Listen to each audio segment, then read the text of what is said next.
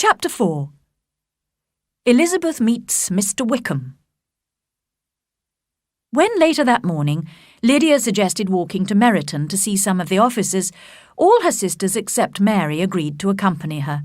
Even Mr. Collins went with them, encouraged by Mr. Bennet, who was by now most anxious to have some time to himself. During their walk, the girls listened politely to Mr. Collins' self-important speeches. But as soon as they entered Meryton, the younger ones no longer even pretended to be interested in his conversation, but looked eagerly around in search of the officers. Just then, all the young ladies noticed a very gentlemanlike young man whom they'd never seen before, walking down the street with an officer they knew. They were all wondering who the handsome stranger could be, when the officer came up to them to greet them. He asked permission to introduce his friend, whose name was Mr. Wickham, and who had apparently arrived recently from London to become an officer in the regiment. This was exactly as it should be, because the young man only needed an officer's uniform to become completely charming.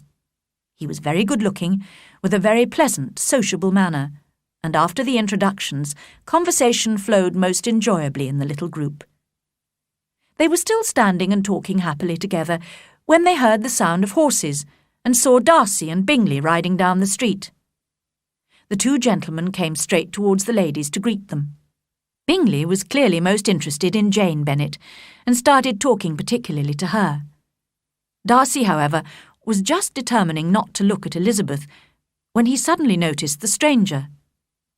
By chance, Elizabeth saw Darcy's and Wickham's faces at the moment when they caught sight of each other, and she was astonished at the effect of the meeting. Both changed colour, one white, the other red. After a few moments, Mr. Wickham touched his hat, and Mr. Darcy nodded very slightly. What could this mean? It was impossible to imagine, and it was impossible not to wish to know. In another moment, Mr. Bingley, who did not seem to have noticed what had happened, said good-bye and rode away with Mr. Darcy. The two officers accompanied the young ladies to Mrs. Phillips's house, but did not go in spite of Lydia's repeated invitations.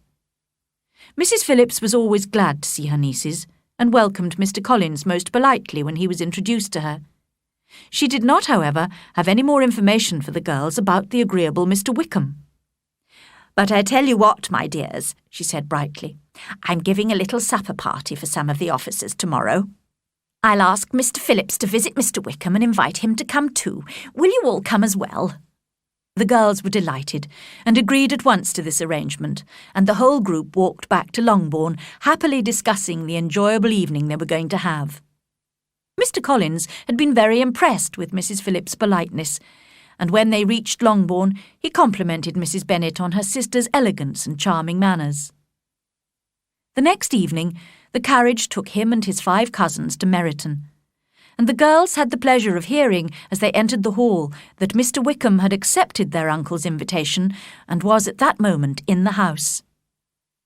When Mr. Collins was shown into the sitting-room, and had time to look around and admire it, he said immediately to Mrs. Phillips, "Madam, I must compliment you on the size and furniture of this room. Really, I could almost imagine myself in the smaller summer breakfast-room at Rosings." This remark did not at first please his hostess very much, but when she heard from him what Rosings was, and who its owner was, and how much Lady Catherine's furniture cost, she realised what a great compliment it was. During the evening, Mr. Collins found Mrs. Phillips a kind and attentive listener, which was fortunate, as the Bennet girls could not bring themselves to listen to him any longer.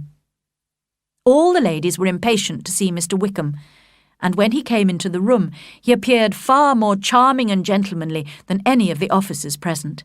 He was the lucky man towards whom almost every female eye turned, and Elizabeth was the lucky woman beside whom he finally took his seat. His pleasant way of making conversation made her feel that he could talk interestingly about anything.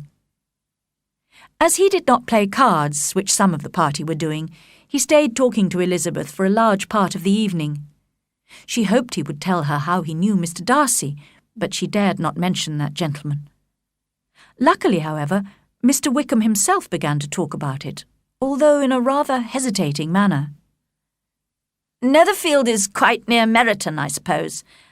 How long has Mr. Darcy been staying there?"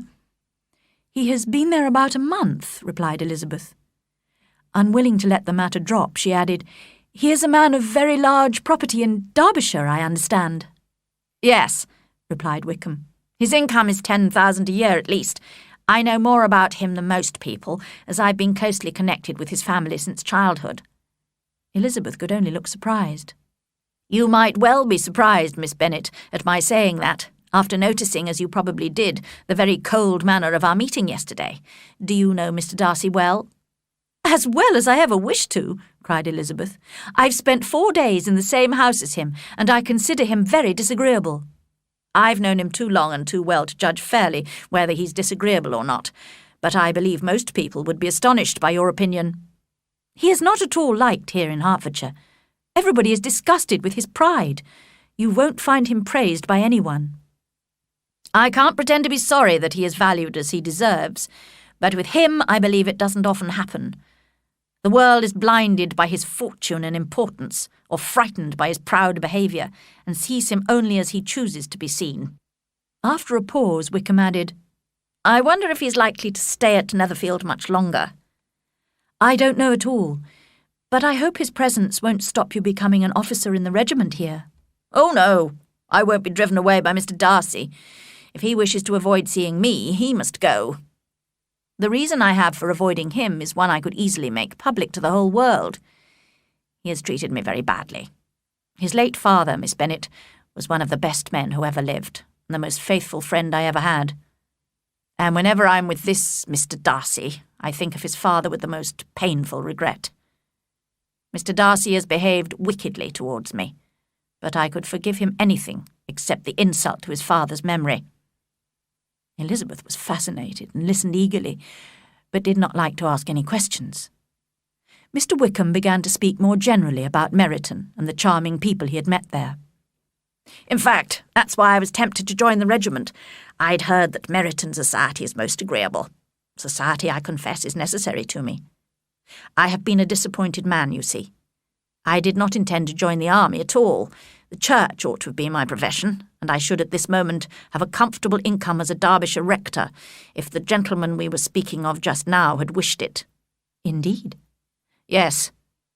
Mr. Darcy's father had always been very fond of me, and intended to give me the post of rector of Pemberley.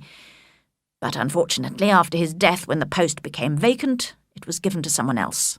"No!" cried Elizabeth, horrified. "But how could that happen? Why didn't you get legal advice and claim what was rightfully yours?" Mr. Darcy's father had not stated his wish in writing. A man of honour could not have doubted his intention, but Mr. Darcy chose to treat it as a recommendation only. I really cannot accuse myself of having done anything to deserve to lose the post. The fact is, he hates me. I think he was jealous of his father's affection for me, which annoyed him from the beginning." "This is very shocking. I hadn't thought Mr. Darcy as bad as this, although I've never liked him. I assumed he felt superior to everyone else, but did not suspect him of behaving in such a wicked, unjust, inhuman way." "We grew up together at Pemberley, you know. My father gave up all his time to take care of the Pemberley farms, and was greatly appreciated as a close friend by the late Mr. Darcy, who promised, just before my father's death, to provide for me. The present Mr. Darcy did not choose to respect that promise." "How strange that Mr. Darcy's pride has not made him help you. Surely he's too proud to wish to appear dishonest, which is what I must call him." "He's certainly very proud. Proud of his position, his family, his father, and his sister too, you know." "What sort of a girl is Miss Darcy?" He shook his head. "It gives me pain to criticise a Darcy, but she's too much like her brother. Very, very proud. She's a handsome girl of about 15 or 16, and I understand extremely accomplished." "I am astonished at Mr. Darcy's close friendship with Mr. Bingley. How can Mr. Bingley, who seems so charming and kind, be friendly with such a man?" "I don't know Mr. Bingley at all, but Mr. Darcy can be a pleasant companion if he thinks it worth while." Just then they were joined by some of the others, and the conversation became more general. When Mr. Collins was talking to Mrs. Phillips about his patron, Mr. Wickham looked quickly in his direction and then asked Elizabeth, "Does your cousin know Lady Catherine de Bourgh very well?" "I don't think he has known her for long, but she has recently given him the post of rector of Hunsford." "Perhaps you know that Lady Catherine is the present Mr. Darcy's aunt. I believe she is planning to marry her daughter, who will inherit a fortune, to Mr. Darcy." This information made Elizabeth smile, as she thought of poor Miss Bingley's efforts to attract Mr. Darcy, which might all be in vain.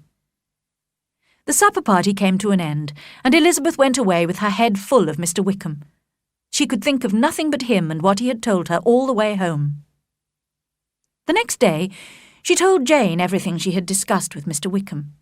Jane listened with astonishment and concern. She could not believe that Mr. Darcy could so little deserve Mr. Bingley's friendship, and yet she did not want to doubt the truthfulness of such an agreeable young man as Mr. Wickham. Elizabeth, however, felt sure that Mr. Darcy was to blame. That morning, an invitation arrived at Longbourn. Mr. Bingley had fixed the date for the ball he had promised to give at Netherfield, and it was to be on the following Tuesday. Every female in the Bennet family was looking forward to it, even Mary, who lifted her head from her book to say, unsmiling, "As long as I have my mornings free for serious reading, I do not mind meeting people in the evenings. I consider some relaxation and amusement is good for everybody."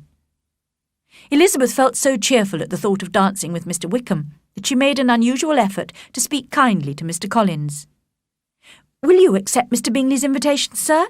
And if you do, will you, as a priest, consider it right to dance?" "I shall certainly accept, and I am so far from objecting to dancing that I hope to have the honour of dancing with all my beautiful cousins. I take this opportunity of asking you, Miss Elizabeth, for the first 2 dances especially." She was very surprised and rather annoyed. She had hoped that Wickham would ask her for those dances, but now she would have Mr. Collins instead. She could not refuse, however, and his request also worried her in another way. His manner to her seemed particularly flattering, which gave her the unwelcome idea that perhaps she had been chosen from among her sisters to be the rector of Hunsford's wife. As she observed the increasing number of compliments he paid to her beauty and character, she felt sure that he intended to propose marriage. For the moment, however, she decided to do nothing but wait and see. On Tuesday evening, when Elizabeth entered the hall at Netherfield and looked in vain for Mr. Wickham among the red coats gathered there, she was surprised and disappointed to see he was not present. She had never doubted he would come, and had dressed with more than her usual care, looking forward to winning his heart, which she knew was already partly hers. But she immediately suspected that Darcy had persuaded Bingley not to invite Wickham, and although she discovered from one of the officers that in fact Wickham had been invited, but had been called away on business, she felt sure Wickham had wanted to avoid meeting Darcy, and blamed Darcy for this. As a result, when Darcy greeted her, she was so annoyed with him that she could hardly reply politely. But she soon became more cheerful, and determined to enjoy the ball in spite of Wickham's absence. Unfortunately, the first 2 dances with Mr. Collins were painfully embarrassing, as her cousin had no idea how to dance and moved extremely awkwardly. She was relieved to leave him and have the 3rd dance with an officer, who gave her great pleasure by talking about Wickham and his popularity in the regiment. After this, she was very surprised to be approached by Mr. Darcy and invited to dance. She was so astonished, in fact, that she accepted him without thinking, and found herself standing opposite him on the dance floor. "What an honour for me to be allowed to dance with Mr. Darcy," she thought. They danced for some time in silence, and then she made a remark. He replied, and was silent again.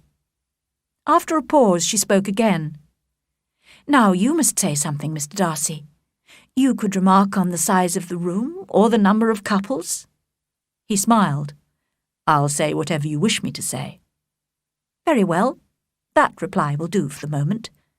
Perhaps soon I'll observe that private balls are much pleasanter than public ones, but now we can be silent.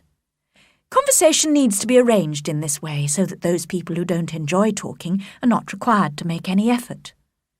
Are you referring to yourself, or are you thinking of me? Both, said Elizabeth, smiling, because I think you and I are similar. We're both unsociable and unwilling to speak, unless we can astonish and impress the whole room. I am sure you aren't like that, he answered. I cannot say whether I am or not. You obviously think so. She said nothing. Do you and your sisters often go to Meryton? He continued. We do, she replied, and unable to resist the temptation, she added, When you met us there last week, we had just been introduced to someone. The effect was immediate. There was a new coldness in Darcy's expression. After a moment he said with difficulty, Mr. Wickham is so agreeable that he makes friends easily. Whether he can keep them is less certain. He has been unlucky enough to lose your friendship, replied Elizabeth sharply, and in a way which will cause him hardship all his life. Darcy did not reply to this, and there was only time for a little more conversation before the dance ended. Elizabeth went to find Jane and listened with delight as she described her feelings for Bingley and her confidence in his affection for her. But apart from Jane, it seemed to Elizabeth that if her family had made an agreement to appear as stupid as possible during the ball, they could not have been more successful. First, Mr. Collins insisted on going to introduce himself to Mr. Darcy, the nephew of his respected patron, and was received very coldly. Then, during supper, Mrs. Bennet could not be prevented from talking very loudly to Lady Lucas about her great hopes of Jane's marriage to Bingley. Elizabeth blushed in embarrassment when she realised that the Bingley sisters and Mr. Darcy were able to hear. Finally, when some music was required, Mary Bennet went confidently to the piano and sang and played several songs, all rather badly. The rest of the evening brought Elizabeth little amusement.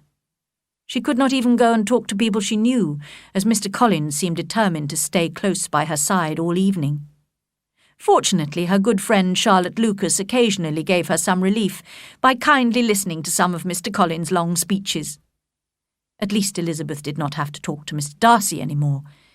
He often stood near her, quite alone, but did not come close enough to speak. At the end of the evening, it was obvious to Elizabeth that although her family had greatly enjoyed the ball, the Bingley sisters were eager for these particular guests to leave. Mr. Collins, however, was enthusiastic in his praise of the Bingleys' hospitality, and Mrs. Bennet invited the whole Bingley family to visit Longbourn as soon as possible. She was feeling very satisfied, convinced that in 3 or 4 months Jane would be married to Bingley. She was also sure that Elizabeth would marry Mr. Collins. This was a good enough marriage for Elizabeth, who was her least favourite daughter, but not nearly as impressive as Jane's marriage to Bingley.